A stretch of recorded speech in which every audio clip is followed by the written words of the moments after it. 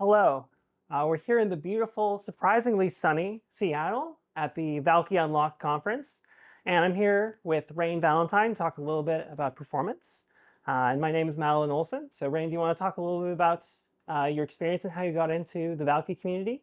So I worked for Amazon and I joined like right after the whole licensing happened and Valkey was created. So I joined and everyone was very fired up about it. I'm just like, what's going on? So I've been here from almost the start. And they're like, well, here's this hash table thing. Start working on that, and then just went on from there. That's really exciting. So earlier today, you were talking about how you love being a bit fiddler. You want to talk a little bit about what that means and how that applies to your work? I said no such thing. Those are your words. Oh, you're going to make me answer it? So a bit Yeah, fiddler is the type. it's your term. So a bit fiddler is the type of person who makes a lot of low-level optimizations Oh, okay. to basically get as much as they can out of the hardware, which I think is emblematic of a lot of what you've been doing in the Valkey project. That does describe me, but I also resent the term a little bit. Um, the term that I'm more familiar with is like playing code golf, you know, like trying to get the highest benchmark numbers, the lowest line number count, things like that. Um, and I've always enjoyed that. My managers haven't always enjoyed that. They just want to, like, get things done, get things done. But like, they want it to work. They don't care about the absolute best performance. But that matters a lot in Valkey. So I don't know, match made in heaven. I love it.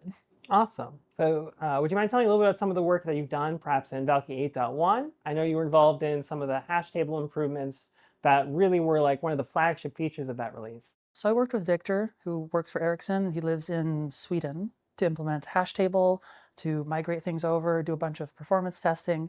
And that was the first major feature that I worked on for Valkey. So from the beginning, I was doing open source work. And I really loved it. It was great. I got introduced to the community. I realized that performance is valued very highly here, and also memory efficiency. Like if you can reduce overhead a bit, it adds up significantly, and can really save a lot of money. It definitely can. And we heard Jacob this morning talk at the keynote about how important that memory efficiency stuff is. Do you want to talk about some of the recent innovation you've been doing in 9.1, which I think also contributes more to this memory efficiency area? Basically, for small strings, we instead of having a separate allocation for so we've got keys and values. We used to have a separate allocation for the value, but if it's small enough, we embed them together in the same struct, the same allocation. The way this worked before, we still had the pointer in the struct that would point to either the separate allocation or the embedded address. And that was very simple and nice, but if it's embedded, you already know where it is. You don't really need the pointer. You can just be like, well, offset from here, offset from there, add this, subtract that. It's right there. So the work is we just overwrite that pointer. We save 8 bytes. And for small strings, small items, that is a large percentage. You can save up to 20%, reduce 20% of your overhead for each item stored. Is there any drawbacks to this new approach, or is it just strictly better? The great thing about working with communities, you get to have all sorts of fun arguments and debates about things, about like the pros and cons of everything. So there's probably mostly no drawback. What's the next big project that you're working on? What are you really excited about? What bit fiddling are you doing? I wish you wouldn't call it that. I've been working on optimizing sorted sets. So currently, the Z-set data type in Valkey uses a hash table paired with a skip list. Pretty basic data structures. So we already replaced the hash table. It used to be a different sort of data structure. We've replaced that. That's more optimal. The skip list has a lot of pointers in it. And that's sort of like a code smell that there's space to be saved here. It could be more optimal. It's probably doing a lot of pointer chasing. So I'm working on replacing it with a variant of a B plus tree. It's going to save memory. It's going to be faster in a lot of cases. And it's very exciting. So the whole theme of this conference has been sort of, engineering should be boring. Do you have any interesting stories of maybe getting paged in the middle of the night that you would like to share? And I'm not supposed to, I'm on call for share a little bit. a little bit. Just funny things sometimes. Like I was recently paged for something. A snapshot wasn't working. And I was looking at all the metrics. The CPU's fine. There's plenty of memory. Network's not a bottleneck. It's not flooded with connections or anything like that. all the sort of usual suspects. So like, why is the snapshot not working? It turns out that the client output buffer, the limit was configured to 64 bytes. And so like you do like info all or something, it drops your connection, just dumps it. And I was confused at first because info was a shorter command, a shorter response. That worked. It was very responsive. It's like, wow, it's so responsive. It's because it's not doing anything.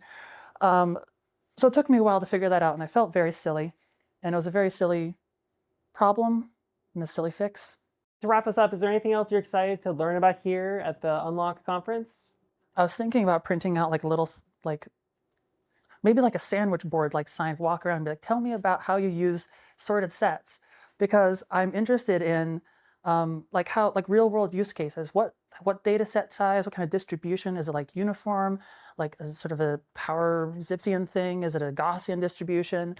What data set sizes? Because I want to benchmark what I'm doing and make sure it actually works for people. It was very easy to write an artificial benchmark and get very nice numbers. Like Jacob was saying, like in 7 minutes, he had AI make this thing that looked good for the 2 metrics he was testing. But for real world things, real world is where it counts. So, and that's the challenge with performance tuning, is it's kind of hard to, get a good proxy for real world performance.